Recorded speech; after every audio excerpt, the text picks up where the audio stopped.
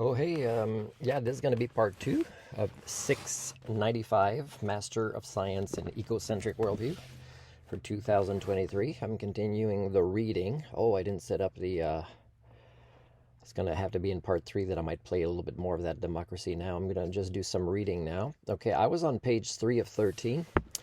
And remember, there was a little 1 to define sapient. And I'll say it right now. It's generally defined as the ability of an organism to exercise judgment through sentience and reason. And I define sentience more under, let's call it compassion, more related to, acknowledging the existence of others, which are more thoughts, but also feelings that would help you be guided towards, being able to reference others and therefore their value as being equal to yours and also being as important.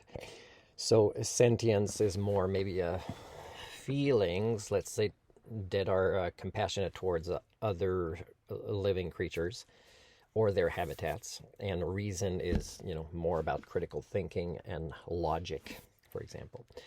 Okay, so that's how I would define a sapient. So sapient would come before sentience in the evolutionary scale, I would say, and in big part, it's pretty obvious that the evolution of life on Earth evolved more through collaborations, meaning being able to reference other life forms and habitats, okay? So sapient comes after that. Now, of course, as a species, I can tell you that the species I share DNA with both is not sapient or sentient. They are not. And again, I'm talking about the species, so don't take it personally. You are not a species. You are a member of a species just like me. And by the way, people say, Martin, if you're more humble, I'm kind of role modeling being humble, and people don't see it or appreciate it in me. And I don't think they value the concept of being humbled. So, that's not kind of my style or my mimetic kind of format to focus on that. But I can be like that. And one of the ways I am is as a member of this failed species, I'm humbled enough to say we failed. I don't know anybody else who's doing that. Anyways, this is where I was near the end of page 3. This paper will analyze the BC curriculum with emphasis on the following 2 considerations.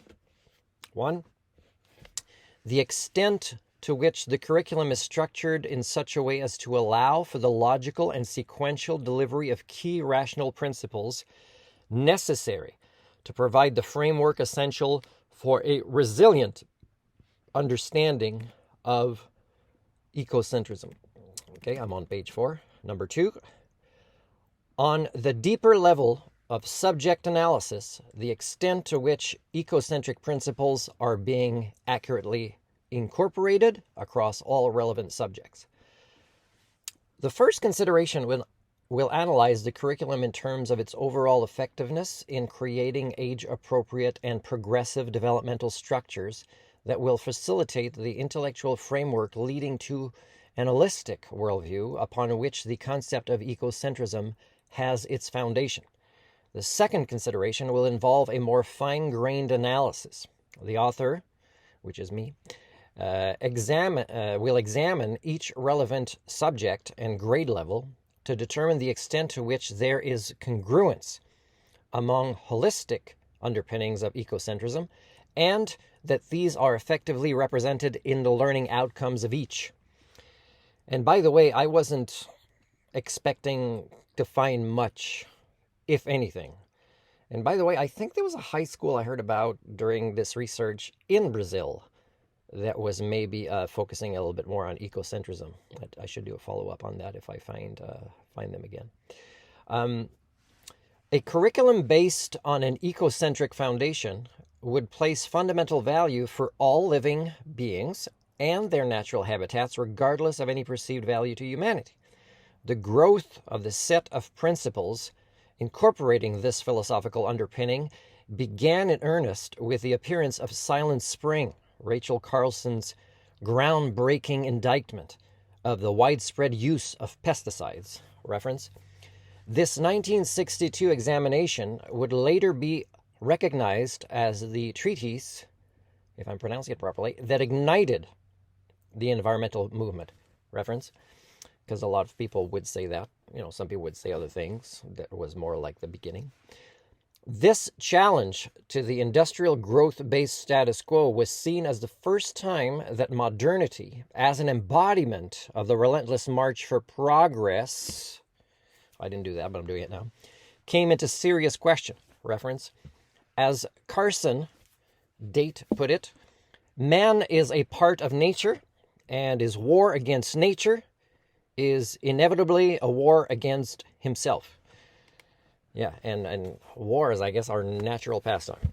And I think we have kids to become soldiers, I think, not to become those that will have discussions like me about how ridiculous it is to think we're sentient and sapient by participating in war with a brain this big. This passage indicates the centrality of ecocentrism to Carson's holistic worldview. Carson provides a valuable example of what a scientist should be, someone who, once recognizing the import of their work, follows by making every effort to create awareness and productive change. Okay, so I'm on page 5 right now, the beginning. And again, I'm telling you that in this thesis introduction draft, I was sending a very strong message again to my faculty when I still thought there was hope in the concept of higher education, not just at that university, not just in this country, but among my species, okay? And I knew it was an unrealistic expectation, but I had to send a very strong message that I'm going to be the unorthodox or uncommon candidate because that's what doing the right thing will lead me to. It's not a choice. What is the most controversial thing I could do? No, it's what is the right thing to do that we know when we're 5 years old, when we have a version of this explanation or these choices. It really is what it is. So again, I'm just a good kid, really. And who do I give credit to for this? Well, I could say a little bit my grandpa. I could say Stan Lee, who wrote, when I was reading comic books, simple versions of heroes faced with decisions of right and wrong and doing the right thing. Like in a way for me, it was obvious in the sentience and sapience that I had and that I kept giving value to and that kept growing. So Carson, she spoke courageously against the use of DDT, and she also continued to tell us what was happening with our relationship to the environment and what we could do about it. Unfortunately, she died from cancer in 1964 before some of her efforts came to fruition. And then there's a link to a reference here. So I put the link this time. And I just want to say that it seems that doing the right thing will always be the heroes, the ones that pay the biggest price. And when I say pay the biggest price, I'm not talking about a billionaire who gives half their fortunes. They didn't pay any price to do that, except a tiny hit on their ego. And if it was a big hit on their ego, they are certainly ego compromised and should get into therapy. What I'm talking about is, like somebody getting arrested, somebody losing their job and therefore changing an entire plan for the future of their life as a scientist, or starting a family, which might not be a good idea with the Anthropocene, because other people aren't going to stop having babies. So even though the people that would make the best parents kind of know, okay, I think we'd make the best parents, and this could be measured, but still, while the bad parents continue to have kids, that means we can't, because if you care about life on this planet, you would have to compensate in that way. And that's thinking outside of you and even outside of your own species. Again, I reference back the Zeroth Law from Isaac Asimov, which is science fiction, but it's logical if sentience and sapience evolves to where we think we already are. James Lovelock's Gaia theory extends Aldo Leopold's ecocentric formulations by incorporating non-biotic chemical and physical structures and processes. The Gaia theory conceives Earth as a self-organizing, self-regulating macro system. Most of Lovelock's opponents were unable to find fault with the integrity of the data or its analysis. The most persistent criticisms of Gaia theory originated from evolutionary biologists who found fault with its apparent incompatibility with Darwinian natural selection, although that, is a totally different level of system that he was talking about, James Lovelock. He was talking about a global system that incorporated, non-biotic chemical and physical structures and processes as well. But, people were big to defend something and make it into a grand unification theory, which it wasn't, right? And really, I've said to people sometimes, I said, natural selection is a tiny, tiny little way to understand the broader concept of evolution. And they said, what do you mean by that? And then I give a little bit at a time as an answer, right? To help create schemas, but also to see if somebody just wants to be argumentative. And again, the people that did that when I said that is the same people that would have slowed down the evolution of the Earth system sciences by criticizing James Lovelock in this way. So again, this thesis draft, I mentioned, hey, why are the biggest opponents to scientists? Why is science slowing down? Not because of rednecks as much as the scientific community, And again, my theory explains this. However, ongoing changes in the basic conflict between Gaia theory and natural selection have convinced most former critics that these two theories are not mutually exclusive. And the critics that were not convinced later, again, they're ego compromise, very likely, because evidence is evidence, right? And they just want to save face. Again, like, should they be in science when they have not done their own maturation process, personal development, and self-actualization? I mentioned this many times when I write about how to evaluate for scientists and their choices in life. So when Carson, wrote this book and became very unpopular, that is a hint that for her, she was doing science for the sake of science. And that, the strong message I was sending also to my faculty. And I don't think, they'd have to hire somebody else just to be my thesis supervisor at this point. I don't think any of them, would actually risk their elitism or learn stuff to be able to be my thesis supervisor. So it seems at least likely that these critics' non-holistic, even anthropocentric worldviews underlie their differences. So I'm making a very big point why during the Anthropocene, it's kind of important to, we kind of stop thinking anthropocentrically. It's still better than egocentrically, but it's what brought us into the Anthropocene, to not be ecocentric. So, it's kind of time to shift. A full recognition of Lovelock's insights may have been delayed due to their incompatibility with his detractors' core beliefs and suppositions. In essence, a delayed paradigm shift due to offended sensibilities. And you can still see this today when you have people say, do you know the Earth, all life, interconnected superorganism? And it's increasingly more rare that it is referenced back to James Lovelock. There's still kind of a, and it's not always conscious. It's kind of the wheels that spun before. Nobody challenged them. So therefore, we're not fixing how we're doing science in the scientific communities that are very corrupted, is we are just kind of trying to bring the attention to us. It's ego-centered. So to not reference James Lovelock for a lot of things in the last, let's say, 10 years, like people will give awards to Michael Jackson or Elvis after he's dead because he changed the course of music. But, James Lovelock died not that long ago, and I don't know if we are a smart enough species to keep giving him awards, many awards, for the path that he persistently, with many books, although he wasn't always right in his opinions about things, set us on, right? It's kind of almost like if it was a religion, he would be a prophet, except, he's not going there.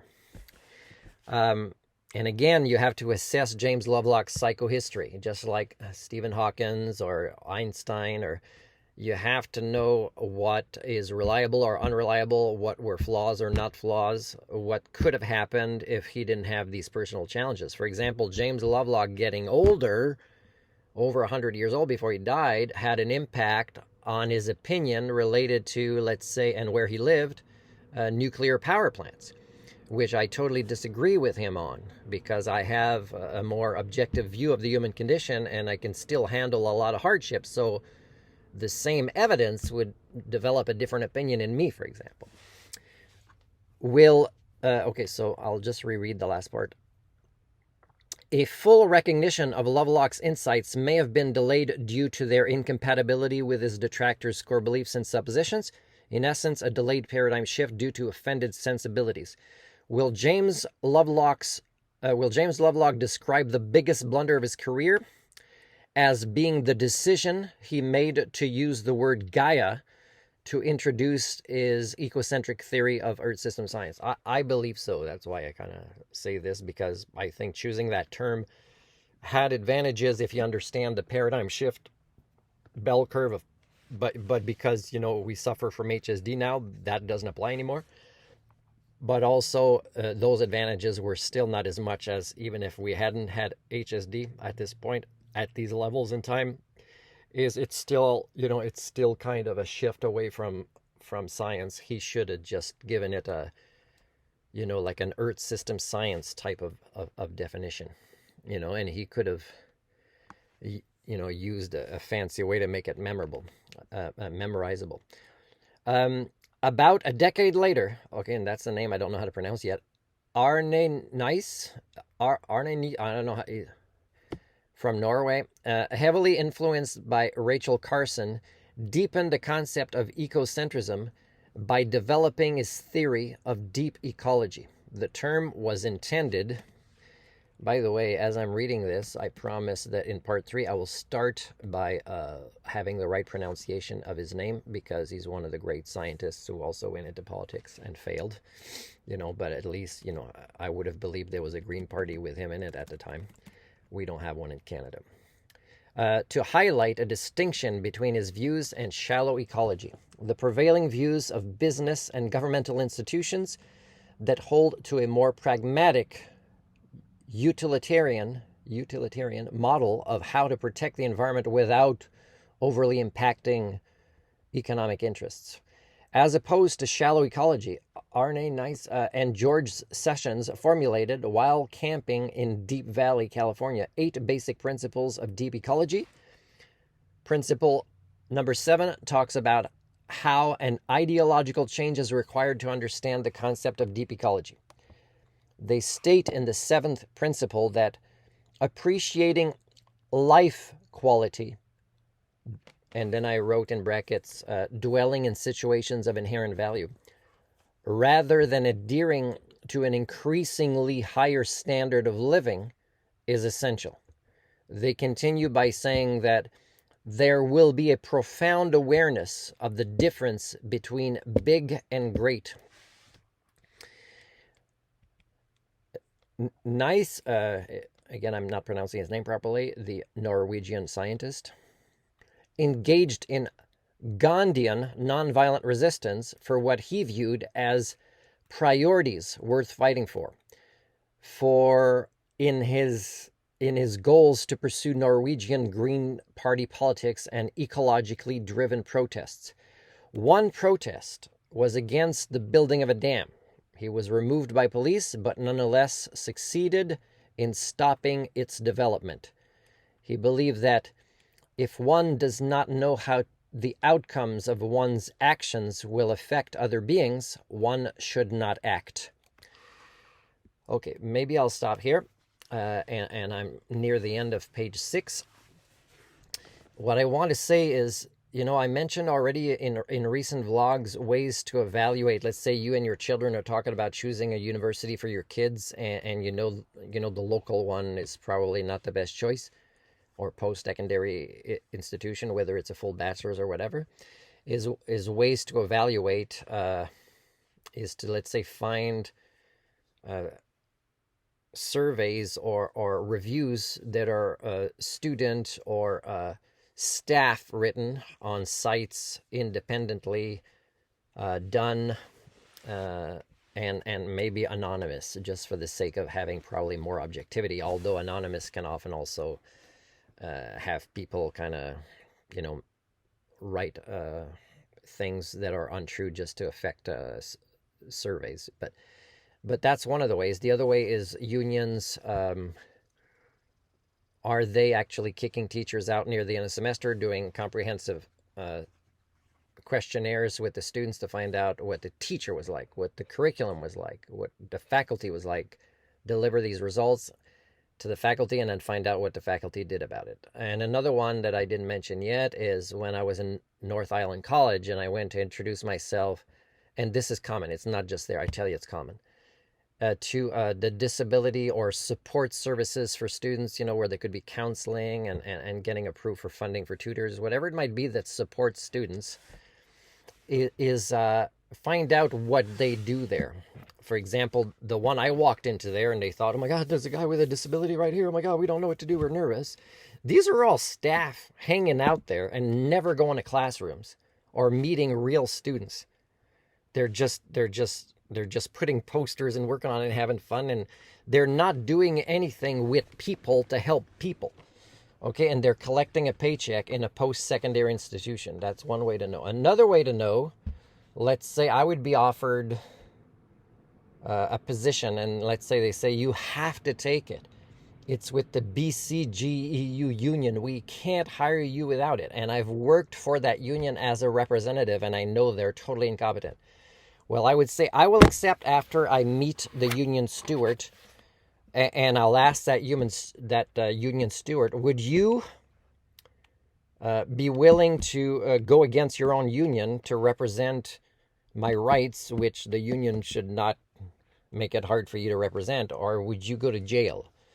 And same thing, if I go for a university in a program, if I choose this in my letter of intent as subjects, will you try to steer me other places, or will you support me even to the point you might lose your job because science guides us to bring this message out for the sake of future generations or life on this planet or human rights or whatever it is, equality, justice, survival, whatever it is, right? Biodiversity, whatever it is. And of course, I mean, you might get yeses, but with a lot of red flags, and then you might give them a chance, and then the red flags prove that they were accurate, and the people will not. So again, a strong message, again, here is it's hard for me to respect anybody that wants to be called doctor or professor or scientist, and that can't even demonstrate tiny little bit of examples of critical thinking by engaging in conversations about what is currently inaccurate, but it still blends into the norm. And because HSD is so horrible, is nobody wants to deviate from the norm, even if it makes no sense at all, and it's been proven by their colleagues, that it is false. They'll still not challenge that because HSD is strong. So that means it's not a place that you should pay 1 cent. And of course, if I can get support at a PhD program at a university, and it gets to the point, okay, we're ready to go, I'm sorry to say that at this point, they're going to say, you just have to pay this. I'm going to say, I have none of this money, as you probably know by the conversations we've had so far. I can barely get a job or get support or live a life uncommon, yet I can teach all these things. I have even these programs that are unique that I would offer to the university and teach others to train it so they'd be well known. In the long term, I'd be investing in this. I could play on the badminton team and or coach their badminton players. I could tutor. I could be a counselor. Now, would a university say, oh, okay, yeah, that's worth a lot more than the fees we would want to? No, they'd want money. So again, no science, only magical monetary paradigm. So this, you're making assumptions, Martin. Do you know how much data I still have not posted to show that that's exactly who you are as a species? And therefore, all I'm doing now by trying these things is to just collect more data to show 300 years later, when you realize I was right, you'll have to work really hard to review everything and find what, after the schemas are built in your brains, what my solutions were.